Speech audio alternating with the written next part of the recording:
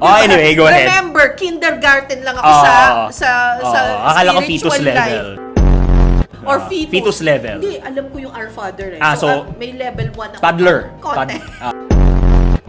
I think, tinatanong lang niya ako para alam niya kung saan niya sisimulan ang aking spiritual development. Sabi ko, ay, opo! May dala akong Bible. Wow. Bagong-bago yung Bible ko. New American Bible ba yan? Ay, Good News Bible. Okay. Kulay blue. Sabi ko, ay, opo.